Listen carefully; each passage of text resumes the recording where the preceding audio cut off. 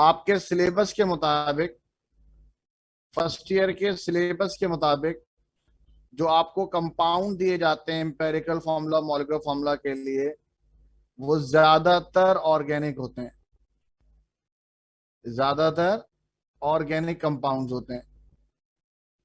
कोई बताएगा मुझे ऑर्गेनिक कंपाउंड में कौन से दो बेसिक एलिमेंट होते हैं? कोई बताएगा बेसिक एलिमेंट कौन कौन से होते हैं? शाबाश शाबाश, सही बता रहे हैं सब लोग, सही बता रहे हैं। सही है, दो एलिमेंट, बेसिक एलिमेंट, कार्बन और हाइड्रोजन। कार्बन और हाइड्रोजन, ठीक है। कार्बन और हाइड्रोजन, दो बेसिक एलिमेंट। सही है जनाब। बेसिक एलिमेंट कौन कौन से आ गए? कार्बन और हाइड्रोजन। कार्बन और हाइड्रोजन। बेटा मैं बेसिक एलिमेंट्स पूछ रहा हूं ऑर्गेनिक कंपाउंड में, ठीक है। तो कार्बन और हाइड्रोजन दो बेसिक एलिमेंट होते हैं। हम ऑर्गेनिक कंपाउंड की कंबशन करते हैं। कंबशन का मतलब क्या होता है?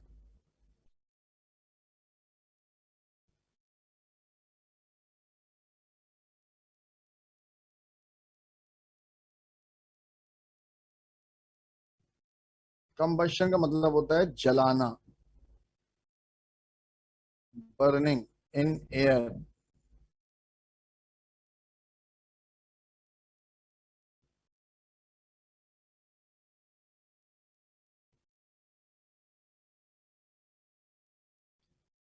मोहम्मद सऊद अभी रुक जाओ। 40 बच्चे बैठे हुए हैं, 40 बच्चों का रिप्लाई आएगा तो मैं आगे पढ़ाऊंगा। बोल रहे हैं जी। कंबशन मतलब क्या होता है? जलाना। कंबशन का मतलब क्या होता है? जलाना। 40 रिप्लाई आएंगे तो मैं आगे चलूंगा। आपने लिख के भेजना है कंबशन में जलाना, या सिर्फ जलाना लिख के भेजना है। कंबशन मतलब होता है एयर की प्रेजेंस में बर्निंग, जलाना, यानी बर्न करना। रिप्लाई स्लो आ रहे हैं आप लोग के बहुत। मम्मी डैडी बच्चे ना बने, जरा फास्ट रिप्लाई करें और सही सही रिप्लाई करें। शाबाश।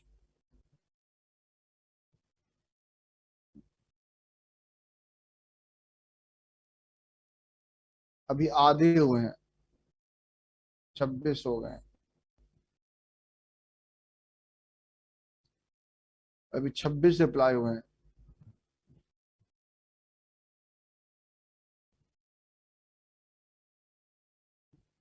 जलाना, ठीक है।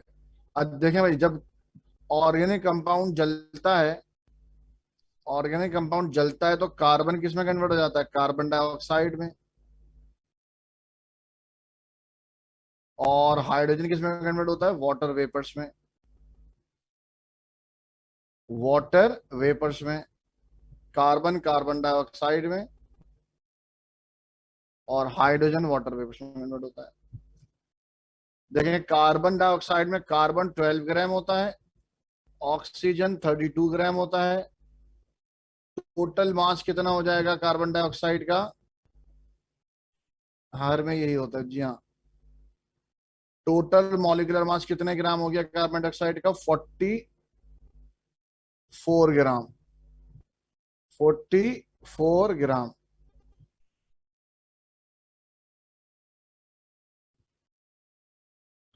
वाटर में हाइड्रोजन 2 ग्राम होता है, ऑक्सीजन 16 ग्राम। टोटल मास कितना हो गया? 18 ग्राम।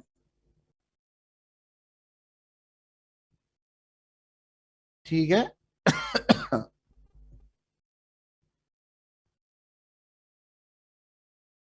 ये सारी स्टोरी क्यों समझाई है, जरा समझें। देखें, कार्बन का मास कार्बन डाइऑक्साइड से निकालते हैं। 12/44, 12 कार्बन का मास, 44 कार्बन डाइऑक्साइड का mass, multiply by mass of carbon dioxide, जो सवाल में गिवन होगा। सही है। ये बात समझ में आ रही है? जरा सब लोग जल्दी से अप्लाई करेंगे। कार्बन का मास निकालते हैं कार्बन डाइऑक्साइड से, 12/44 कार्बन का मास अपॉन कार्बन डाइऑक्साइड, और ये सवाल के अंदर मास दिया जाएगा कार्बन डाइऑक्साइड का। अब जरा जल्दी से रिप्लाई करें, यस समझ में आ गया फॉर्मूला।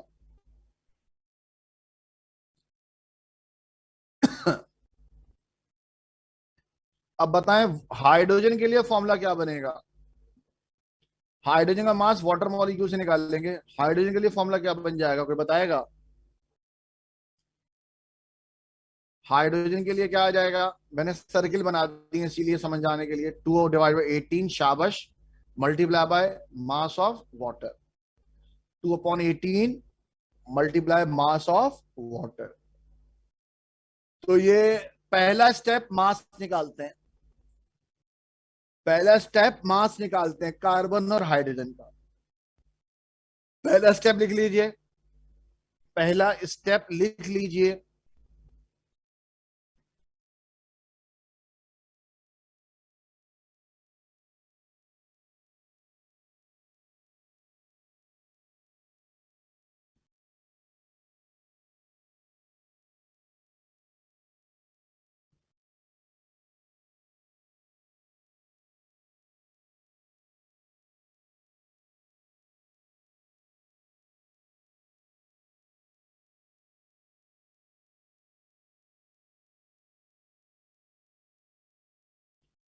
चलें जी, इसी तरह मास जब निकाल लेते हैं तो उसके बाद परसेंटेज निकालते हैं, percentage of element,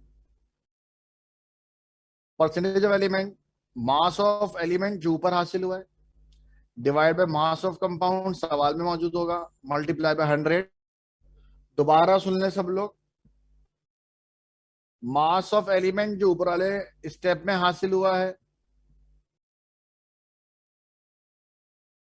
mass of compound सवाल में मौजूद होगा, ये मिलेगा सवाल में, मल्टीप्लाई बाय 100। जितने भी एलिमेंट हैं सबकी परसेंटेज निकालनी होती है, जितने भी एलिमेंट होते हैं सबकी परसेंटेज निकालनी होती है। दूसरा स्टेप लिख लो बेटा, दूसरा स्टेप लिख लो,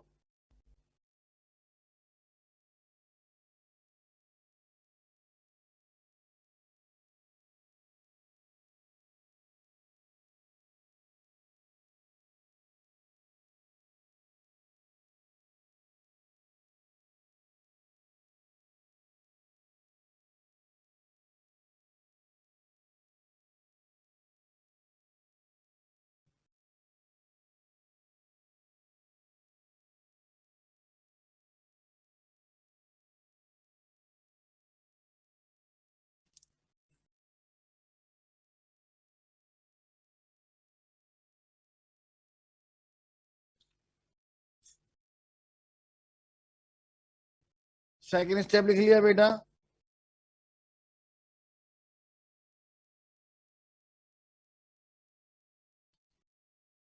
सेकंड स्टेप लिख लिया बेटा सबने, गुड। नाउ थर्ड स्टेप, पहले स्टेप में मास निकालते हैं, दूसरे में परसेंटेज, तीसरे में मोल रेशो, एलिमेंट का mole ratio.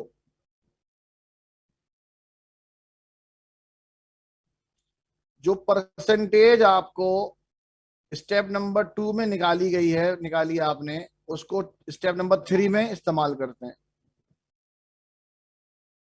Mole ratio is equal to percentage of element divide by atomic mass, percentage of element divide by atomic mass. जो भी परसेंटेज है एलिमेंट की, आप उसको एटॉमिक मास से डिवाइड कर दें। मिसाल के तौर पर कार्बन की परसेंटेज है 60%, जो भी एलिमेंट है जैसे कार्बन, उसको एटॉमिक मास 12 से डिवाइड कर दें। मिसाल के तौर पर हाइड्रोजन की परसेंटेज है 6 सपोज कर लें, तो उसको एटॉमिक मास 1 से डिवाइड कर दें। ऑक्सीजन की परसेंटेज है, फर्स्ट कर लें 44% सपोज, तो इसको डिवाइड कर देंगे हम इसके एटॉमिक मास 16 से। ये मैंने मोल रेशियो समझाया, मोल रेशियो की मिसाल दी है, ये मोल रेशियो की मिसाल है। स्टेप नंबर 3 लिख लें तो फिर बताइएगा,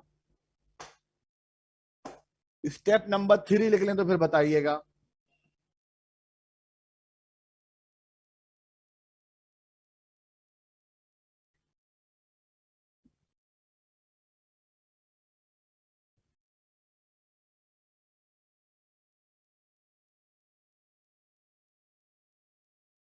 जी लिख चुके सब लोग? नहीं, एग्जाम्पल नहीं लिखनी है, सिर्फ एग्जाम्पल मैंने आपको स्टेप बताने के लिए लिखवाई है, समझाई है, इसको लिखने की जरूरत नहीं है। कितनी एग्जाम्पल लिखे स्टेप में लिखनी पड़ेगी फिर, सिर्फ और सिर्फ समझ लें।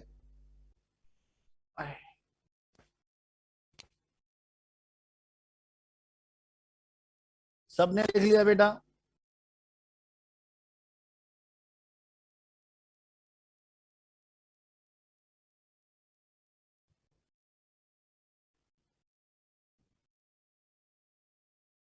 जी आज के न्यूमेरिकल होंगे इसीलिए स्टेप करवा रहा हूं।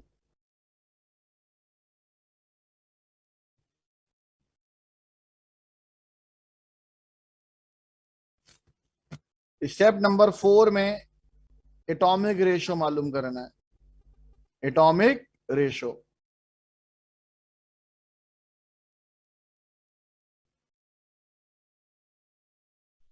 एटॉमिक रेशो का फॉर्मूला है mole ratio divide by least value. जैसे आपने मोल रेशो निकाल लिए, मिसाल के तौर पे कार्बन का मोल रेशो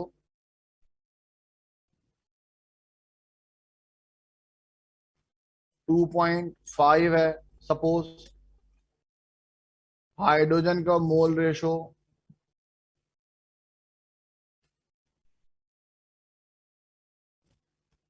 1.5 है, और ऑक्सीजन का रेशो 6.2 है। तो बताएं इसमें से लीस्ट वैल्यू कौन सी है? इसमें से लीस्ट वैल्यू कौन सी है? 1.5, शाबाश। तो देखें एटॉमिक रेशियो का फॉर्मूला लिखा हुआ है, atomic ratio of elements, atomic ratio divided by, atomic ratio is equal to mole ratio divided by least value. तो आप सारी वैल्यूज को 1.5 से डिवाइड कर देंगे,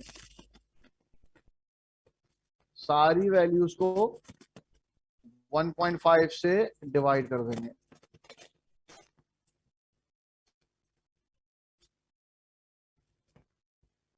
समझ में आई बात? और जब आपको एटॉमिक रेशियो पता चल जाएगा तो इसका मतलब आपको एम्पेरिकल फॉर्मूला पता चल जाएगा। जब आपको एटॉमिक रेशियो पता चल जाएगा तो इसका मतलब यह है कि आपको मौलिक एटॉमिक रेशियो पता चल गया तो आपको एम्पेरिकल फॉर्मूला पता चल गया। एटॉमिक रेशियो का दूसरा नाम, एटॉमिक रेशियो का दूसरा नाम एम्पेरिकल फॉर्मूला है। जी हाँ 1.5 है ना लिखा हुआ, तो हम से देखी, अब वो आप स्क्रीन नहीं देख रहे मेरे ख्याल से, आप बगैर देखे सिर्फ सुन रहे हैं।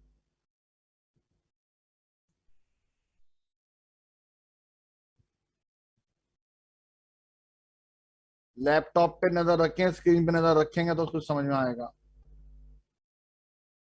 तो सुन लो बेटा, एटॉमिक रेशियो का मतलब एम्पेरिकल फॉर्मूला। तो 4 स्टेप के बाद आपको क्या पता चल जाएगा? Empirical formula. 4 स्टेप के बाद क्या पता चल जाएगा? Empirical formula.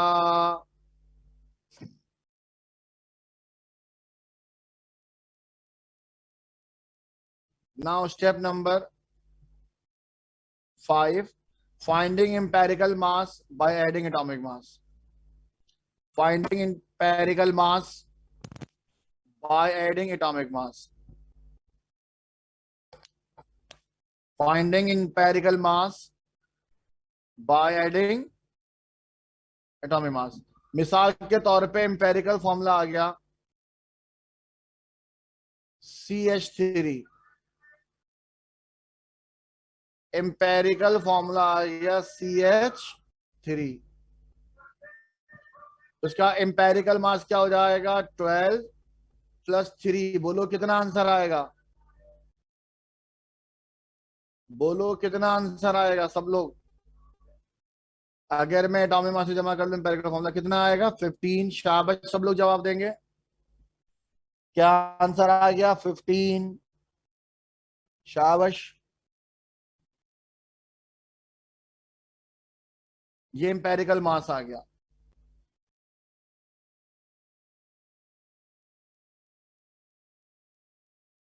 Finding N, N से मुराद molecular mass upon empirical mass का रेशो, मोल्स निकालने बेसिकली।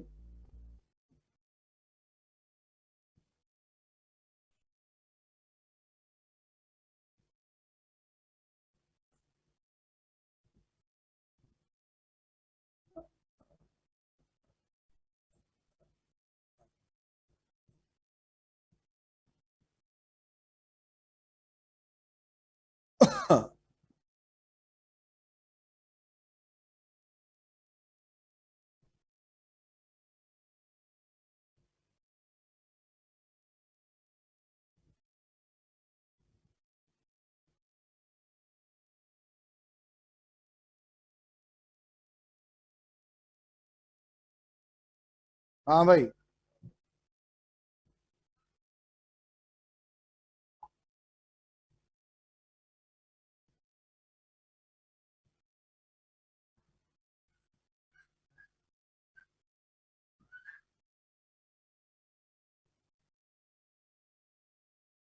अब आपको मॉलिक्यूलर फॉर्मूला मालूम करना है, और मॉलिक्यूलर फॉर्मूला आपको पता है, एन टाइम्स होता है, n times of empirical formula होता है।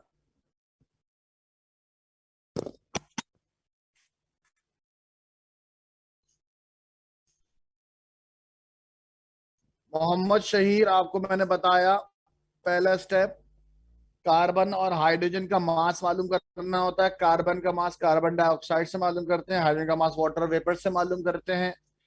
कार्बन डाइऑक्साइड का पूरा मॉलिक्यूलर मास 44 है, कार्बन उसके अंदर 12 ग्राम है, तो 12 on 40 multiply mass of carbon dioxide. Hydrogen का मास वाटर से मालूम करते हैं, तो वाटर में हाइड्रोजन 2 ग्राम्स है, टोटल मॉलिक्यूलर मास 18 ग्राम, तो 2/18 multiply by mass of water. चलें जी,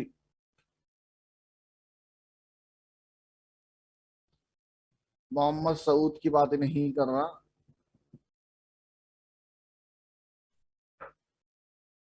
शहीर ने सवाल पूछा था, वो मैंने जवाब दे दिया, समझा दिया पूरा। हाँ भाई, ये स्टेप लिख लिए सबने बेटा।